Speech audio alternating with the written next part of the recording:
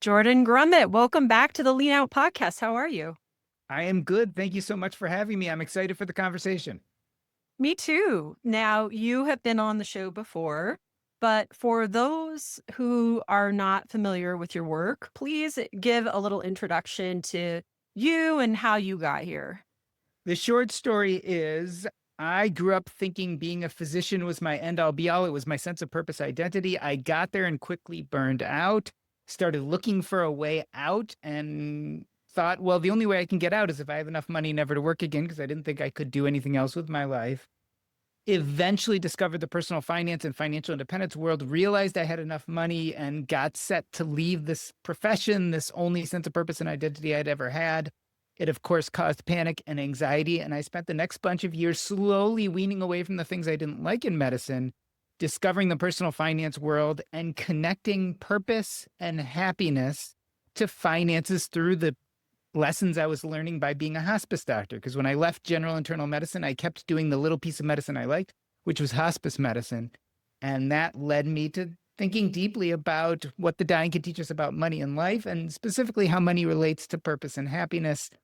In the meantime, I've done a great job of telling people why I left medicine because it wasn't fitting my sense of purpose. But what I never really did is talk to people about why I got so burned out on the other side, which is that our medical system is frustrating and broken. And so recently I've been talking more about how our system is broken and why. So, you've written a book about finances, you've written a book about purpose. It's one that I have talked to you about on the podcast before, and we'll link back to that episode. And by the way, I'm often recommending that book to Thank you. coaching clients, to readers, listeners, and often am also linking to your Substack for articles that I find inspiring when I share on my own newsletter. But now you have this book about the healthcare industry. So talk a little bit more about what prompted you to shift and write about this particular topic.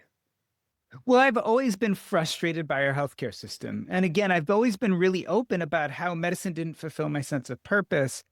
But I haven't talked much about how I felt that we as physicians in the system were becoming combatants with our own patients, how there was this divide and conquer way of doing things within healthcare, and that often it was these third parties that were controlling how we were practicing medicine. They were kind of putting their hands in the cookie jar, taking all the money out of medicine, and they were leaving both patients and physicians bereft.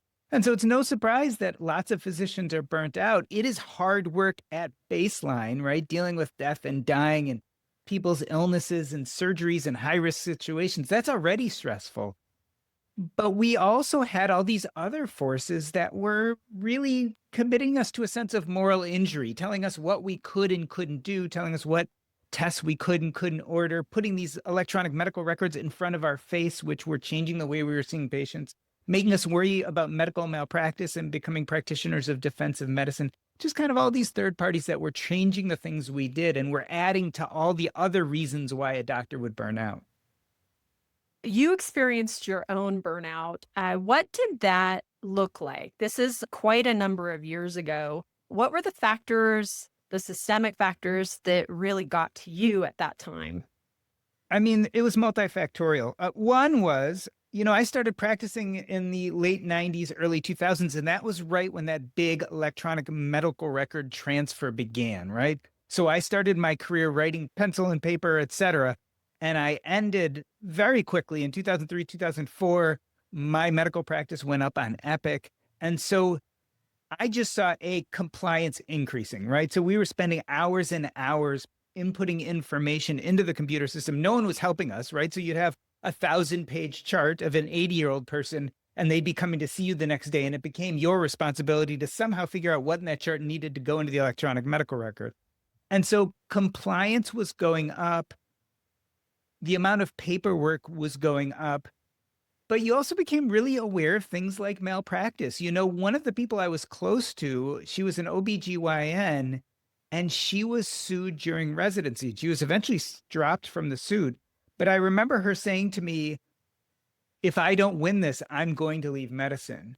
And it kind of left me with that same fear. It was like, if I'm going to be sued, I don't know if I can continue to practice. And so there were just kind of fears. And then on top of all of that, there was, I think, what we've all noticed is all of a sudden these third parties were telling us how to practice. Insurance companies were telling us what we couldn't order. Hospital systems administrators were telling us, which drugs were on formulary. The government had all sorts of audits and reasons why we couldn't do things we thought were important for patients. And you found yourself knowing the right thing to do for people who are desperately ill and feeling like you were being thwarted by all these outside parties that you had no power or control over. And so that's that kind of version of that feeling of moral injury. And so it became really clear to me pretty early on that this was unsustainable. Like I could not continue working 60, 70, 80 hours a week for the rest of my life doing this and still feel good and excited. And the other piece of it was I realized that I probably also couldn't take good care of people anymore, right?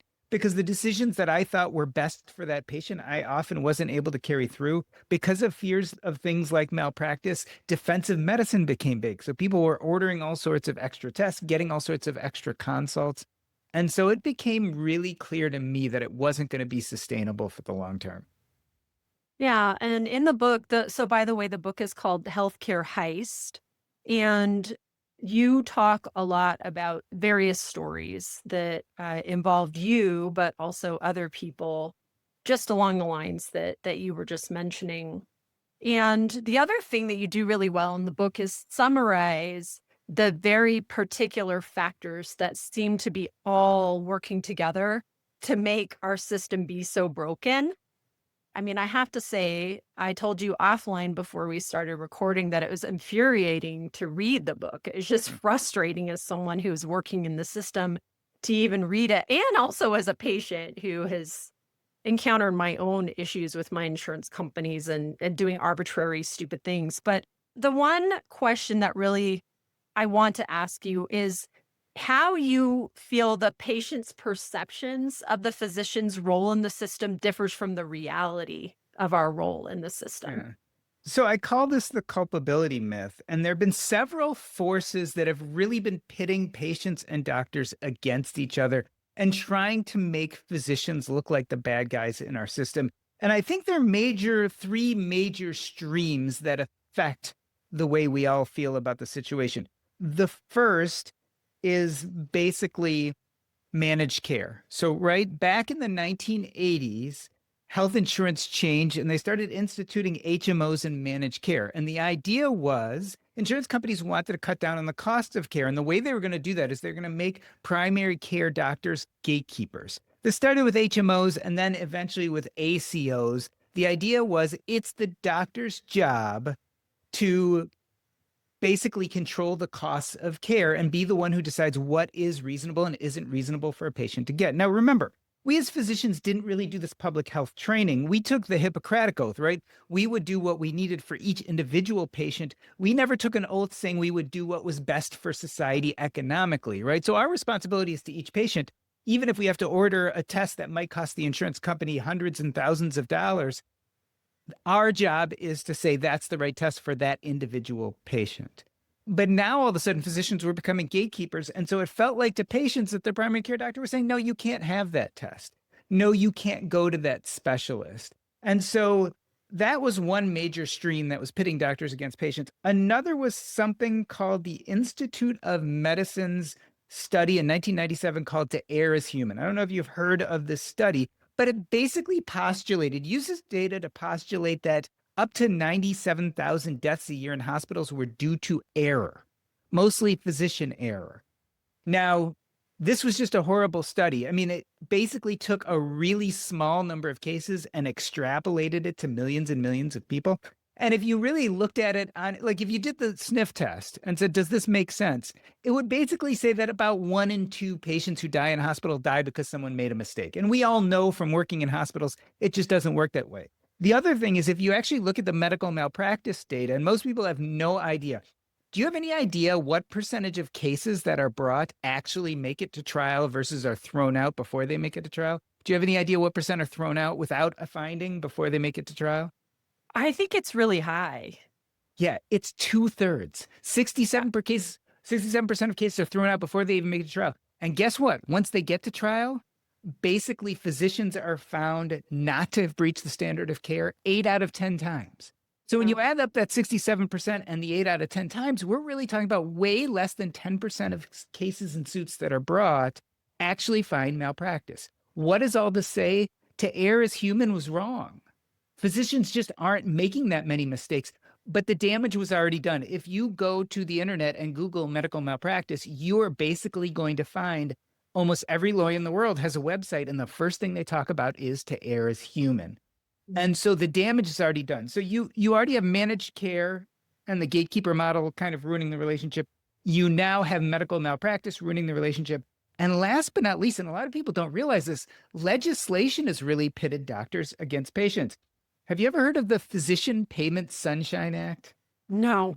So the Physician Payment Sunshine Act was passed, and it basically said anytime a doctor receives money from a pharmaceutical company, it actually has to be searchable, and your patients have to be able to go to this website and search if you've taken money from a pharmaceutical company. Now, let me remind you, this legislation wasn't just about doctors. It was about pharmaceutical companies that were paying off doctors, and it was also about hospitals that were taking payments from pharmaceutical companies too.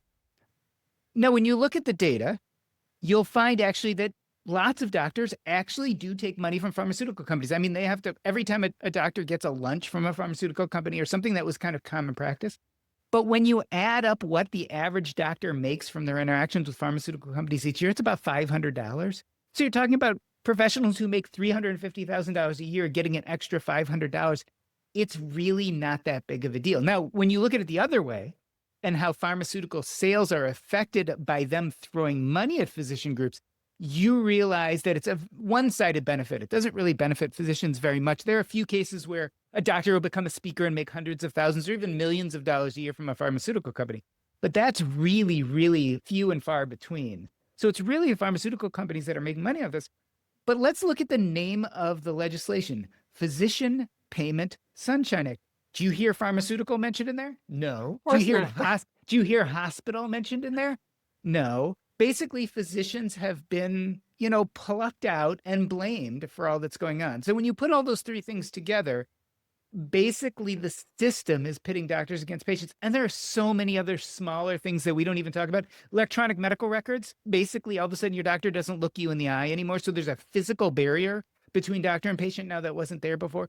What about pre-authorizations? Your doctor sees you, assesses you to have a problem, orders a test or a medication, and you go to the pharmacy or go to the hospital, get the test, and what do they say? Sorry, your doctor didn't get the right pre-authorization. You're going to have to call them back. It makes the doctors seem like they're dumb. Not that doctors don't, by the way, have staff where their only job is to spend 13, 15, 20 hours a week just doing pre-authorizations. And so the system is really slated to make doctors and patients not get along, and it is meant to be this way. It's kind of that divide and conquer. And this gets to kind of one of the big theories of the book. In order to change a system in which entrenched third parties have so much to gain and have so much lobbying power and money, right? Pharmaceutical companies, insurance companies, electronic medical records companies, medical malpractice lawyers, private equity, venture capital, they have so much money in the system and they have so much lobbying power. You are never going to get a legislative fix. Congress is gridlocked. It's never going to fix this because each of the representatives and senators get paid lots of money by these companies not to change anything. So the only way you get real change is revolution. And the only way you get revolution, and we're talking about peaceful revolution, right? Not bayonets and guns and those kind of things. The only way you get peaceful revolutions is when the main stakeholders come together as allies and fight for change. And that's why a lot of these third parties are actually, they don't want doctors and patients to get along. They don't want to have them come together as the main stakeholders and push for this change, because when they do, it becomes unstoppable. And there are many times in the US history in which stakeholders come together and throw off these entrenched interests. For one, I'll talk about the civil rights movement, right? 1965 Civil Rights Act. Allies came together, main stakeholders came together around shared storytelling, things like the Rosa Parks story on the bus. All of that brought the stakeholders together, and there was a revolution. All the entrenched interests basically lost to this idea that grassroots change can eventually make things better. The system doesn't want to change, and there are people who are making lots of money on having doctors and patients not get along.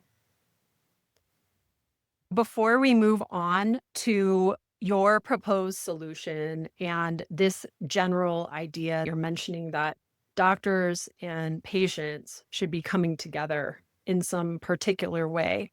I want to also mention something that you touched on in the book regarding trust and patients' perceptions of doctors, because a lot of the listeners here can relate to this, being healthcare professionals and physicians and other high octane professionals, that there's this perception a lot of times that doctors are these like rich elites Mhm. and it makes them seem untouchable. We put on an air because we're trained to do this, to not act emotionally, to not show vulnerability to patients, to be very objective and all of these things, and this has somewhat worked against us. So what do you think about that part of the contributing factor? So let's look back and let's go back 50 years ago, 100 years ago. Most of the time you received care in your neighborhood, your doctor lived in that neighborhood with you. They went to your church, their kids were in your kids' school, and often they went to your house if you couldn't make it to the office or the hospital. And if you didn't have money, you gave them a pie or some chickens, or you exchanged something of value, and that was that. Physicians were much more part of people's lives. There was an intimacy, but the doctors could still remain objective. They could still remain distant when they came and saw the patient and were treating them. But there was an intimacy to the closeness. Doctors spent a lot more time with patients. They weren't rushing as much. They didn't have electronic medical records taking away, their attention, et cetera. And so we've moved to a world where most people have to drive to their doctor's appointments, often in a different city.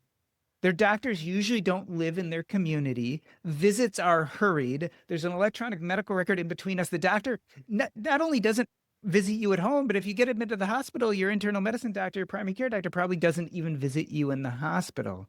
And so the intimacy that was normally part of the relationship, you trusted your doctor because you knew who they were and they were part of your community and you had grown up with them. That no longer exists. Now our doctors are complete strangers to us.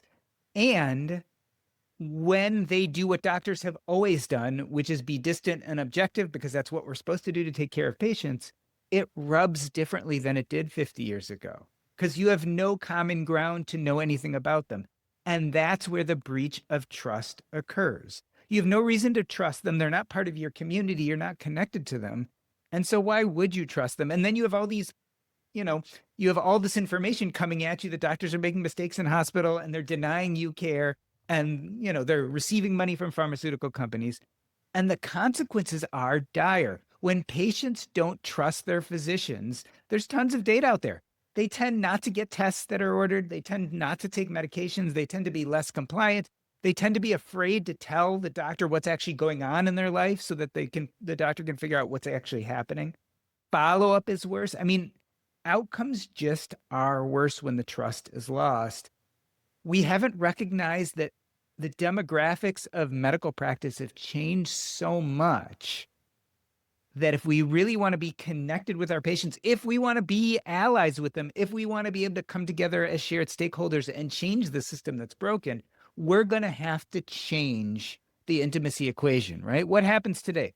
Patient comes into our office, they tell us their deepest secrets, they bare their mind and soul, and often they have to bare their body, right? They get into a gown, et cetera. And doctors, we give nothing back, and they know us. They don't know a thing about us.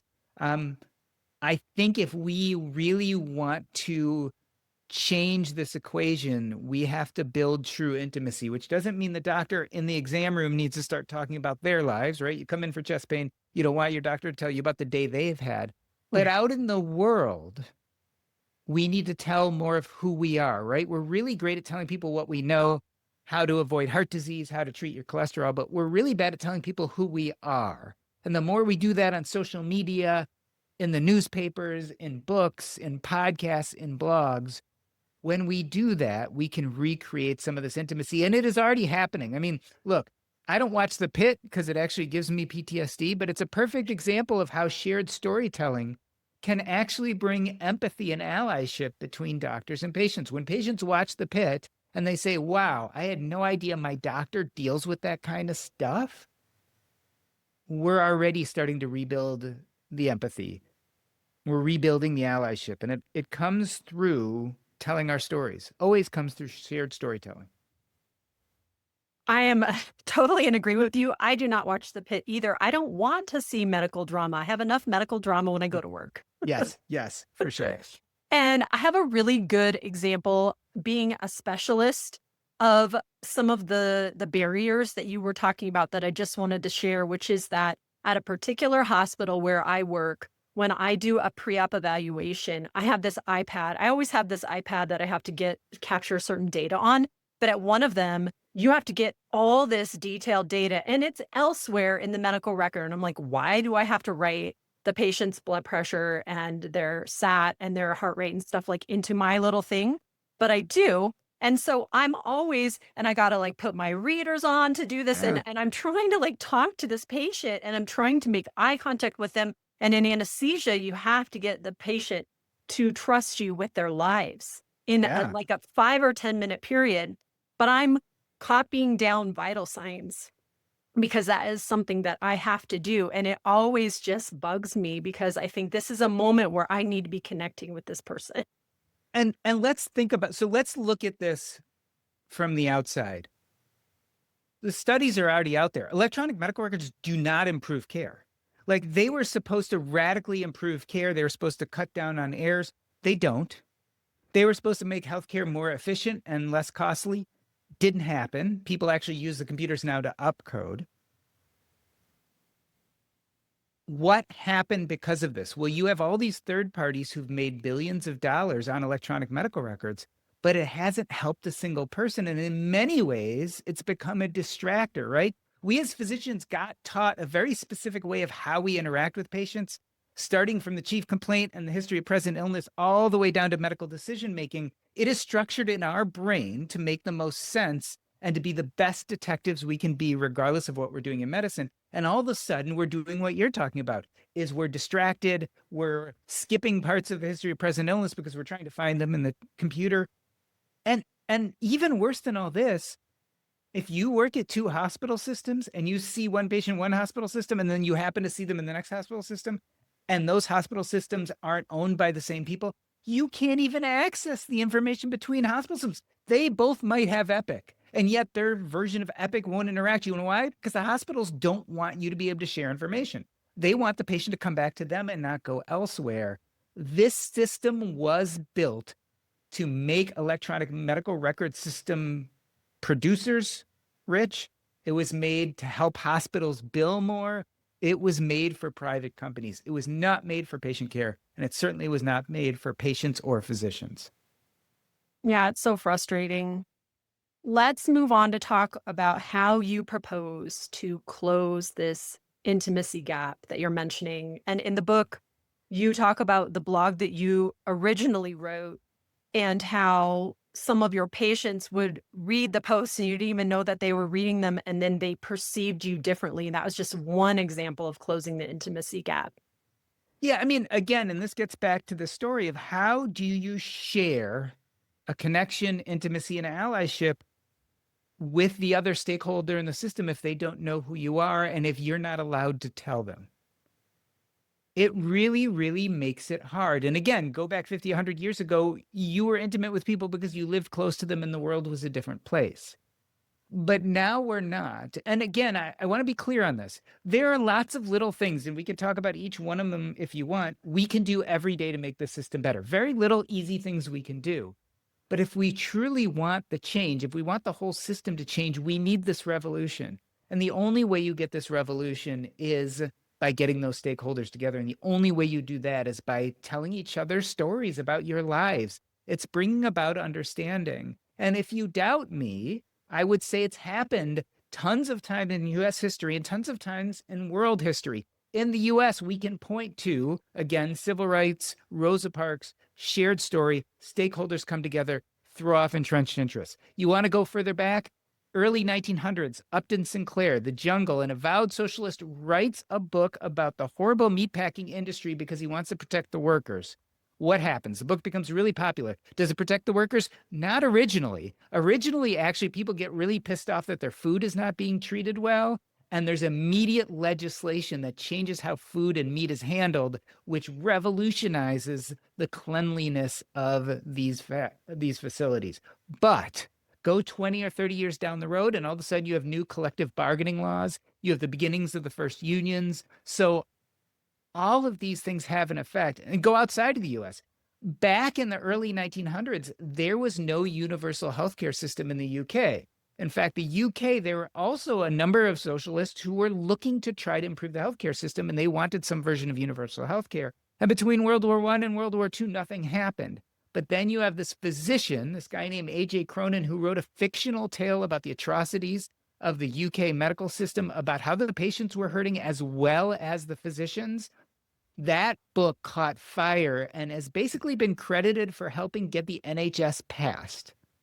And so shared storytelling changes the world. The NHS is one of the first universal healthcare systems. It is one of the biggest. And now when you look around the world, many people have copied the UK, and more countries than not have some kind of universal healthcare system. The US is a minority. All Mhm. of that came from exactly what we're talking about. Shared storytelling, leading stakeholders to come together and fight for change. And that's what we got to do. How do you see the role of social media in this shared storytelling? Yeah, exceedingly powerful. Back in the day, you had to publish a book and then you had to hope it got out there. Or you had to go do a media tour and try to get on TV or get in the newspaper. Nowadays, you can create your own content and that content can go viral. And it often does. And so you can change the world by creating something and putting it out there. Now, I'm not going to say it's easy, not easy to, to go viral, etc. But the more voices we have out there, the more storytelling, the better. A perfect example is I don't know if you know who Sherwin Newland is.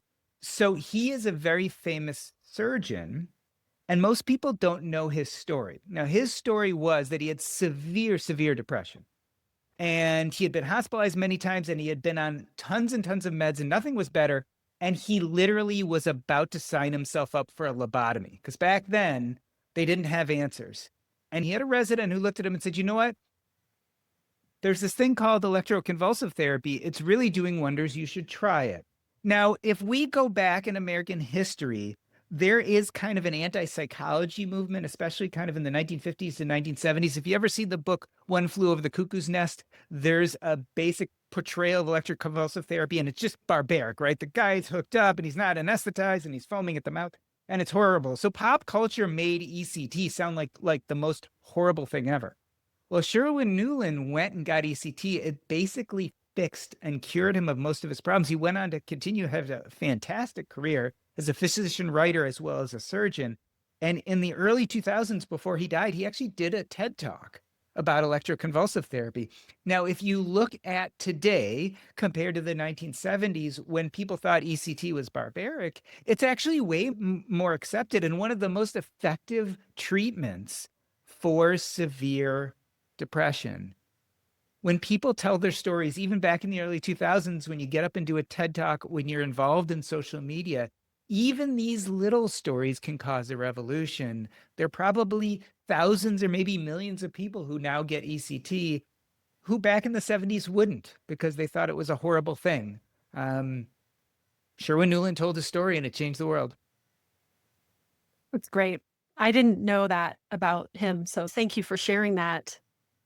I cannot attribute exactly where I heard this quote, and I might probably misquoting, but it's something about how inauthenticity is where burnout lives. I feel like that this is all about authenticity, and this is going to help us as a group of physicians as well to deal with this epidemic of burnout that we have. So it's going to benefit not only our patients, but it'll benefit us and the system at large.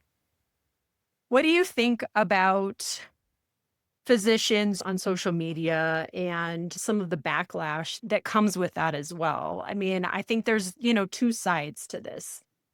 So, as I've said, I think we need to tell our stories if we want things to get better.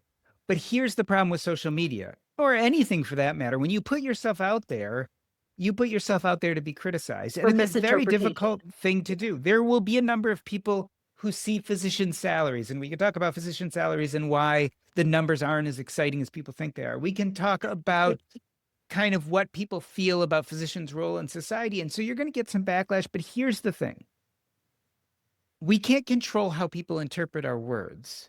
What we can control is our intentions. And I think up to now, most of the country has no idea what lays inside most physicians' hearts.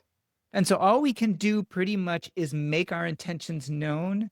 And I think if you do that consistently, if you show up and show your intentions, like most doctors, when they really get on social media, they're showing their passion for patient care and patient advocacy and their fears and worries, concerns. Most patients don't know what we bring home with us every night. And so if we can make those intentions clear, I think the ability to come out ahead is much greater. But yes, whenever you put yourself out there for vulnerability, there's going to be great responses and toxic responses. And it is part and parcel of being a human being today. Because not just as a physician, but hey, you can post on Facebook about something you think is personal and you're still going to get toxic responses. So it is what it is in today's society. I have a difficult question for you, which is something I think about a lot as someone in my 50s, and I know you are as well. Hmm. How do you feel about your own personal healthcare and the future? Are you worried? Are you optimistic? Are you a mix of both? Or, what are your thoughts about how you're going to be taken care of as an aging person? So, it's kind of funny. I feel optimistic, but that's because I know how to differentiate. I grew up in this system. So I always joke, I couldn't find a primary care doctor in my area, and I found a really nice guy. But between you and me, like he doesn't check my blood pressure when he comes in. He like the nurse comes in, checks my blood pressure over a big heavy sleeve, and then he never comes in and rechecks it. And guess what? He's treating me for blood pressure. Now, if I was your regular average person, I'd be like, oh, I don't know what to do with this. I'm a physician. I go home, I check my own blood pressure on a regular basis. I look at the meds, and then I basically come in and say, we need to do this. But that's because I know what's going on. It's much easier for me to navigate our healthcare system. I think it's harder for your average person who doesn't know better. But I am optimistic that our healthcare system will get better. Look, most countries spend about $7,000 per person per year on healthcare. And the way they pay for that is they usually tax people, and people are willing to pay more taxes, and they get healthcare and they show up to the ER and they get whatever needs to be done. So it's slower, right? You might have to wait longer for that surgery, but generally it's very good care in most countries. In the United States, we spend about double that, about $13,000 per person per year. And the problem is everyone's like, no, no, no, don't tax us, don't have a universal healthcare system. But then they pay like $25,000, $30,000 in premiums, and they pay $5,000 or $10,000 in copays and deductibles, and then they still can't get access to care or get what they need. We're already paying for universal healthcare. We might as well just have our country pay for it. We're already paying for it.